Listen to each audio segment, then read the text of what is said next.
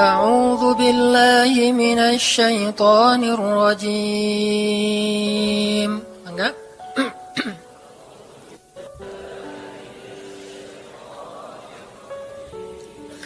بسم الله الرحمن الرحيم.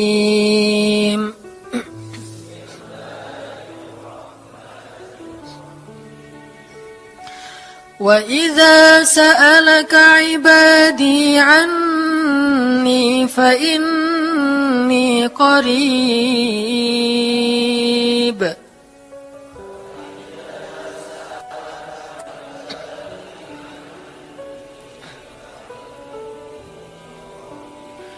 أجيب دعوة الداع إذا دعان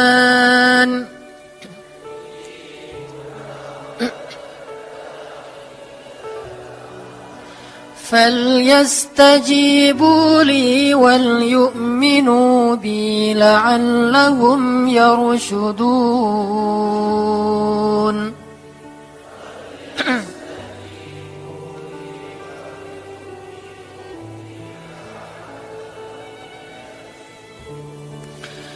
Dan apabila hamba-hambaku bertanya kepadamu tentang aku, maka jawablah bahwasanya aku dekat.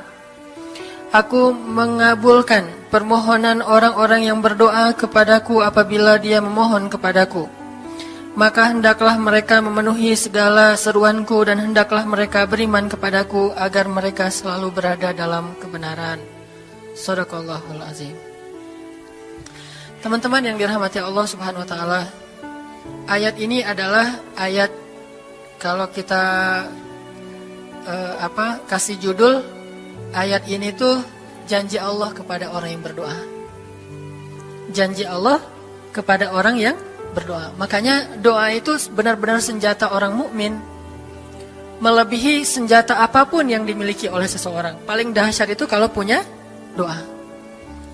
Jadi kalau orang yakin kepada Allah, maka dan keyakinan dia kepada Allah lebih besar daripada keyakinan dia kepada apapun, maka selama dia masih bisa berdoa kepada Allah, dia tenang. Ada masalah dikit, oh ilahi. Ada masalah dikit, ilahi. Ada masalah dikit, Rabbi. Terus saja. Ada masalah sepele apapun, minta ke Allah. Ada masalah apapun, minta ke Allah. Dan kata Nabi, janganlah kalian menjadi lemah dalam berdoa, karena sesungguhnya tidak akan binasa seseorang selama dia masih berdoa kepada Allah. Itu hadis Nabi dari Aisyah. Janganlah kalian menjadi lemah dalam berdoa, artinya jadi pundung, jadi putus asa dalam berdoa, karena tidak akan binasa seseorang selama dia masih berdoa kepada Allah Subhanahu wa taala.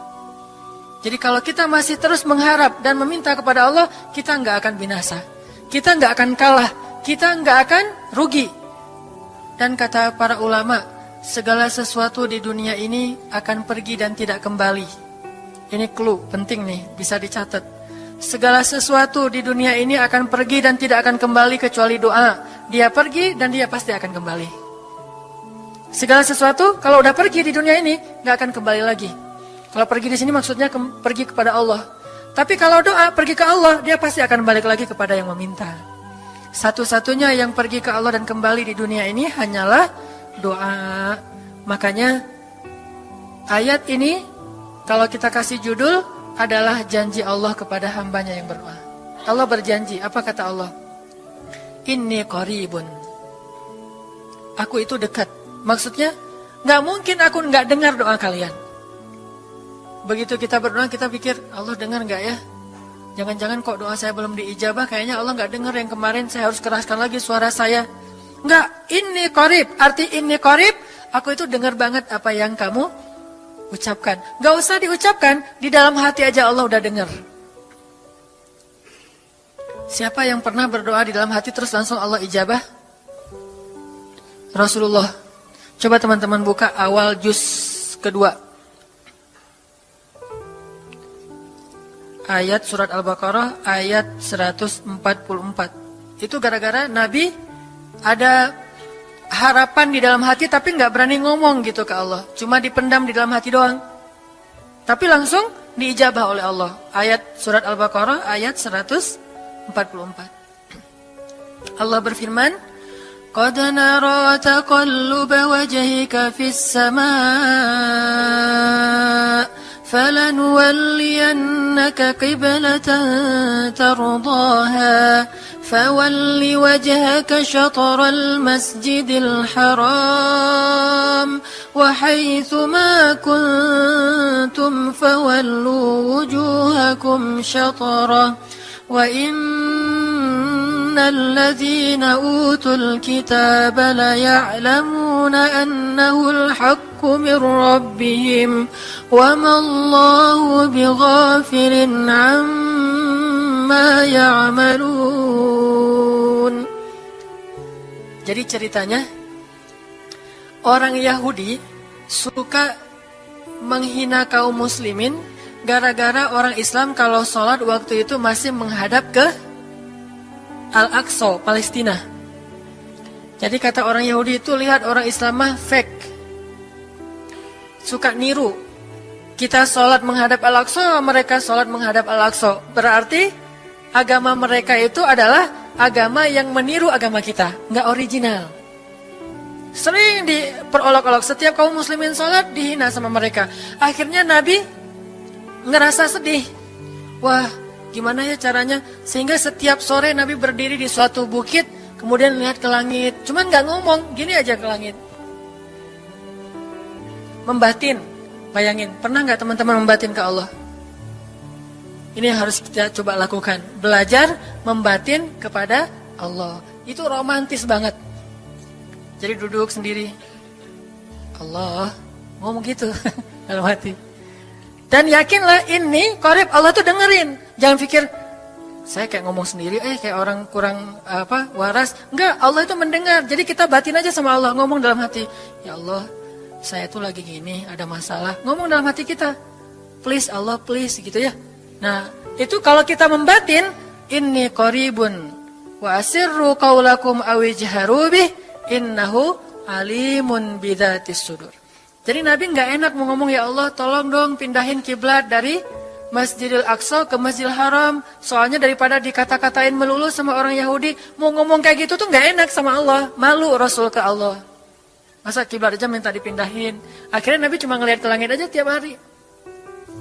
Udah selesai, pulang. Besok lihat lagi ke langit.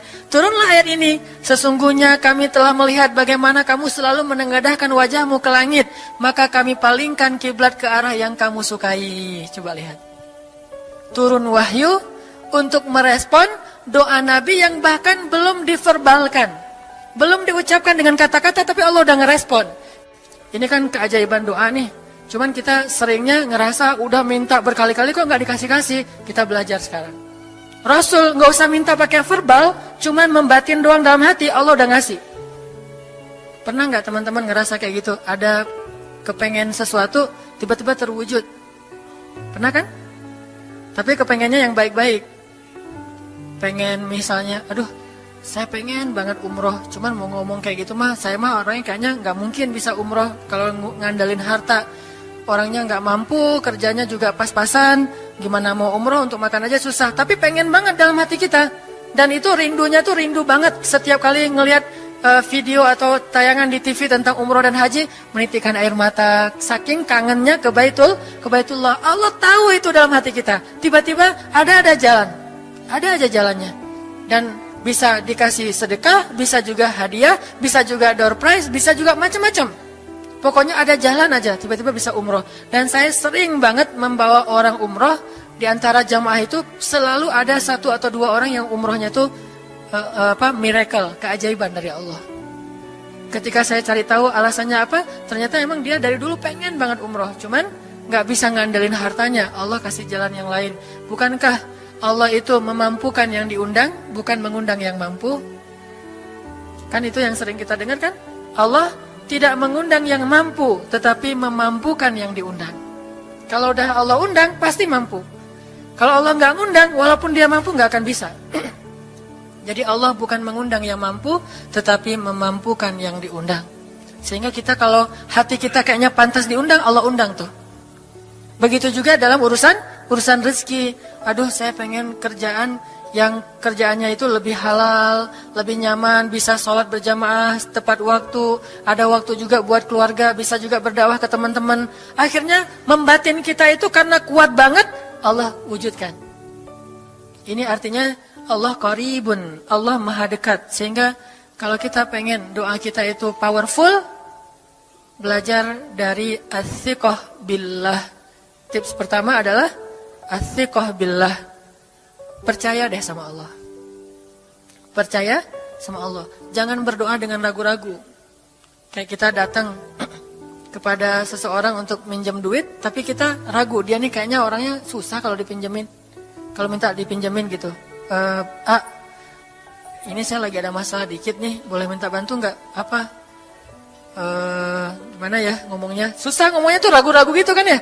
Akhirnya kita ngomongnya tuh nggak enak, nggak nyaman, membuat dia juga ngasih ke kita juga ragu-ragu. Akhirnya nggak nyaman tuh hubungan kita sama dia.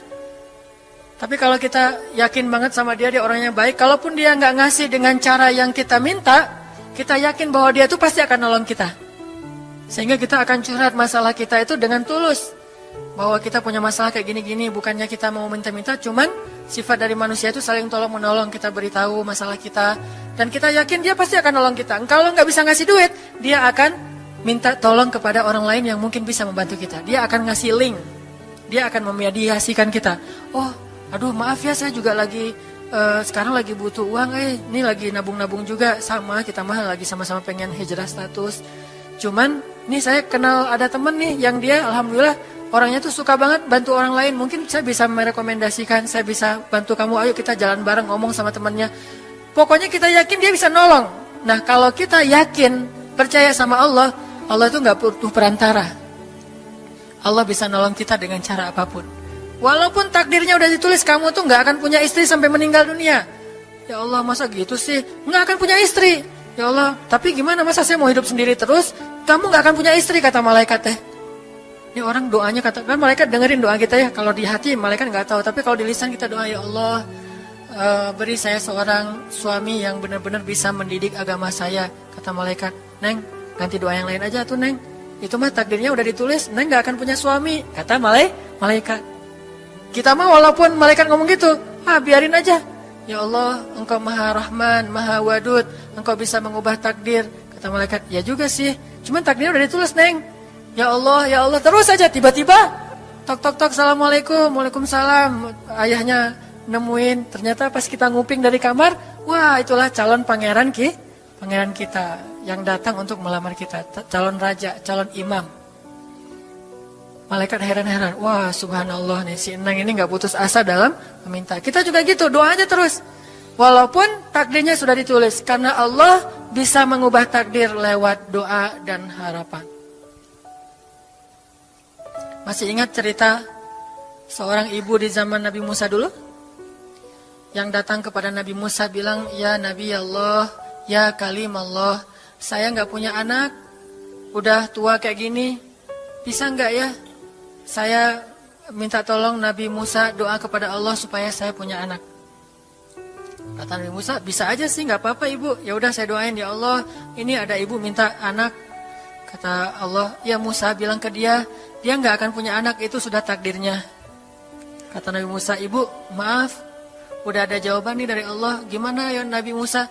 Allah bilang takdir ibu gak akan punya anak. Oh gitu ya, ya udah deh pulang. Sampai di rumah, ya Rahim, ya Rahim, doa aja terus. Besok datang lagi, karena dia pengen tahu kabar dari langit. Nabi Musa itu bisa bicara ke langit. Ya Nabi Allah, saya mau tahu nih, kira-kira Allah sudah memperkenalkan belum ya permintaan saya? Permintaan apa? Pengen punya anak. Tapi kan kemarin udah, kata Allah takdirnya gak akan punya anak. Ya coba aja dulu sekali lagi, siapa tahu sudah mau. Sekarang Allah memperkenankan. Wah ini benar-benar dia husnuzan sama Allah. Siqah, percaya sama Allah. Gak percaya kepada yang lain, percaya sama Allah aja. Nabi Musa karena udah terus aja direngekin minta gitu. Nabi Musa bilang, ya Allah, ini ada ibu yang kemarin, gimana dong ya Allah? Kata Nabi Musa, kata Allah, ya Musa, takdirnya dia gak akan punya anak. Bilang sama dia, ibu, udah terima aja takdir ibu gak akan punya anak. Oh iya, pulang lagi. Ya Rahim terus saja sepanjang malam, sepanjang hari doa. Berhari-hari datang lagi kepada Nabi Musa. Ya Nabi Allah, udah berubah belum? Udah mau belum Allah ngasih saya anak? Kan udah kemarin takdirnya, tapi coba lagi sekali lagi aja. Nabi Musa minta lagi ke Allah, kata Allah masih yang sama, pulang lagi. Gak datang-datang lagi ke Nabi Musa. Setelah beberapa bulan, datang-datang bawa bayi. Assalamualaikum. Udah semangat sekarang. Beda gitu ya. Kalau dulu Assalamualaikum, melas gitu ya. Sekarang Assalamualaikum, Nabi Musa.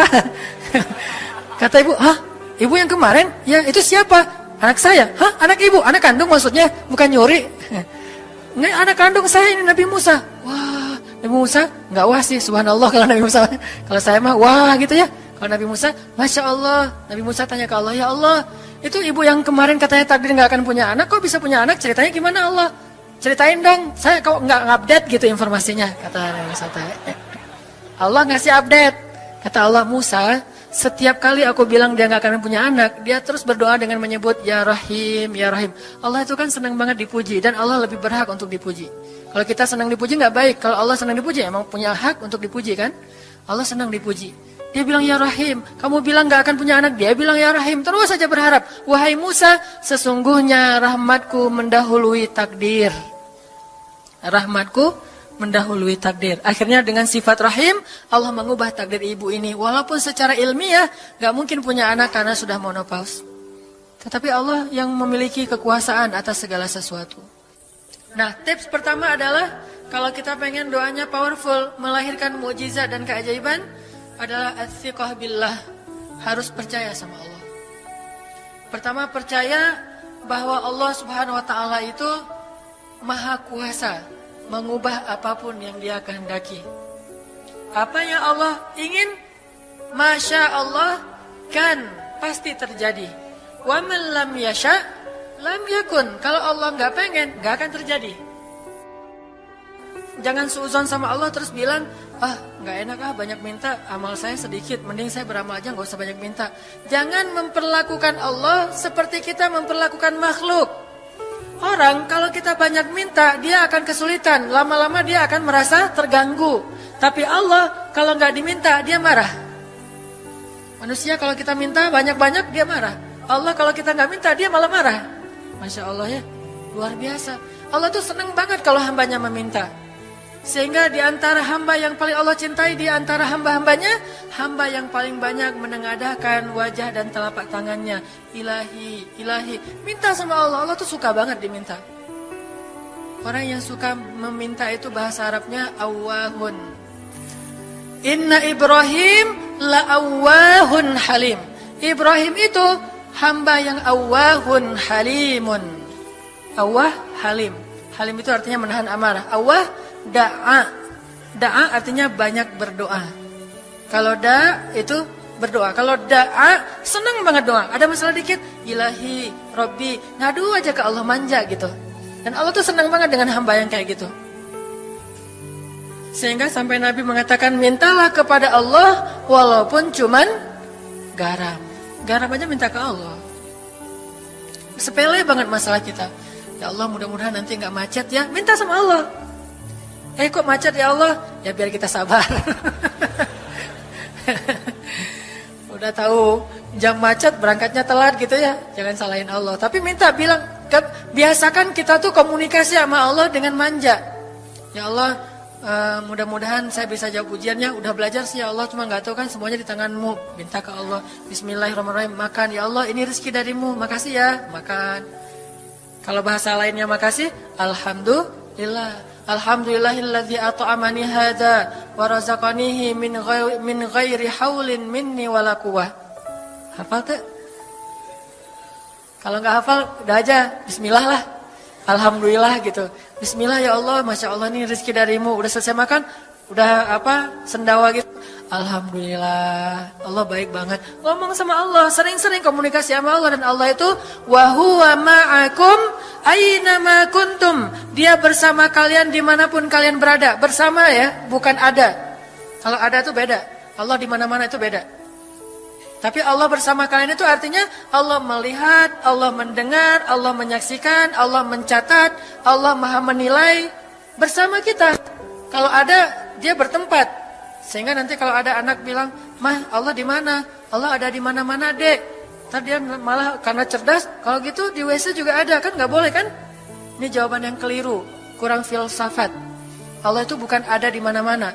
Allah bersama kita dimanapun kita berada. Itu beda. Kalau bersama, ma'iyah, artinya Allah melihat, menyaksikan, mendengar, menghargai, dan terus memelihara dimanapun. Sehingga nggak usah khawatir bahwa ini mah nggak di masjid, nggak apa-apa. Selama bukan di tempat yang najis, seperti di kamar mandi atau di mana yang tempat-tempat yang nggak boleh, kita itu mah nggak. Tapi yang di tempat yang umum, di pasar, di jalan, lagi di kendaraan, di dalam masjid, di luar masjid, Allah, Ilahi, Rabbi. Kalau perlu lebih, ini lagi lebih manja lagi, pakai irama dikit, Allah, gitu. Wah, kayak orang manggil temennya gitu.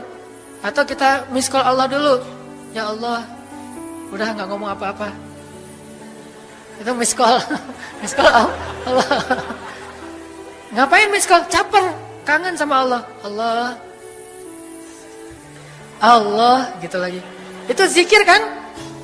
Allah, Allah, Allah. Kata Allah, ada apa hambaku? Allah lagi, Allah lagi, Allah lagi. Terus saja Allah di miss call berkali-kali. Pas Allah buka, wah 100 miss call. Allah 100 kali zikir. Udah 100 kali miss call, Allah yang telepon balik. Ada apa hambaku? Wah, ditelepon sama Allah. Lewat kejadian-kejadian hidup, tiba-tiba ada kejutan dari Allah. Langsung bilang sama Allah, thanks Allah. Kan romantis tuh sama Allah. Jangan cuma sama cewek doang bilang thanks, segala macam bahasa-bahasa yang keren. Sama Allah juga harus keren. Tapi setelah thanks, alhamdulillah, karena itu yang paling baik. Intinya harus percaya sama Allah. Allah tuh senang banget didoain, ya kita berdoa kepadanya gitu. Allah tuh senang. Terus makna percaya sama Allah juga, kita percaya bahwa Allah itu nggak akan ngecewain orang yang berdoa. Ujibu da'watad da'i idza da'an. Aku pasti mengijabah doa hamba-hamba yang berdoa kepadaku. Enggak usah khawatir, pasti diijabah. Tapi kok masih belum aja Ustaz? Nah, kita harus belajar apa itu makna diijabah. Jangan-jangan Allah udah mengijabah, kita nggak ngerti. Kayak ada analogi tentang orang yang tenggelam, terus dia meninggal sambil menuduh Allah, Allah kok nggak nolong saya? Bukankah aku sudah mengirim pelampung? Jadi pelampung itu cara Allah menolong kita. Kita berharap ditolongnya tiba-tiba selamat aja di pantai. Nggak kayak gitu. Allah punya cara. Sehingga kita harus belajar memahami maksud Allah. Allah maksudnya apa? Di antara cara Allah mengijabah, kata para ulama, satu, Allah mengijabah persis seperti yang kita minta. Dua, Allah mengijabah yang lebih baik dari yang kita minta. Yang ketiga, Allah kalau nggak ngasih persis, ngasih yang lebih baik, dikasih di akhirat.